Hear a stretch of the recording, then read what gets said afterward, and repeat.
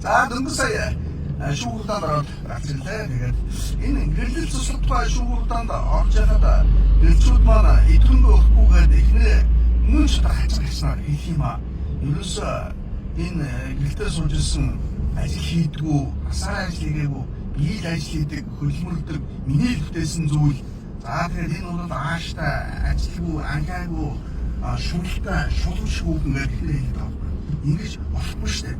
Энд чинь нэг талаасаа гэрэлсэн сошиал дундын хөрөнгө байхгүй. Яахаараа үр хөвгтэй төрөндөө өсөж хүмүүжүүлээд сургууль цэцэрлэгтэн зөөж байгаа энэ хөтөлбөр шилдэг. Эний чинь мэдээд ус одоо дундын хөрөнгөө энэ бол хөтөлбөрөөр үнэлсэн зүйл байхгүй. Тэгэхээр энэ бодлоо толгооноос аваад авч яах хэрэгтэй.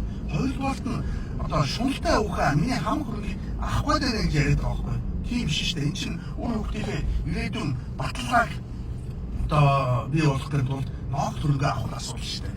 Юу ч тэгээд муу эмэгтэйг тийм үү сайн болтол хайрладаг залуус байхад сайн эмэгтэйг муу хүн болтол нь гомдоод элчүүд байгаа байхгүй. Тэгэхээр зарим элчүүдээр зүгээр хандж хэлэхэд ер нь бол амьдрал бол та биднээс хамаарч байгаа шүү.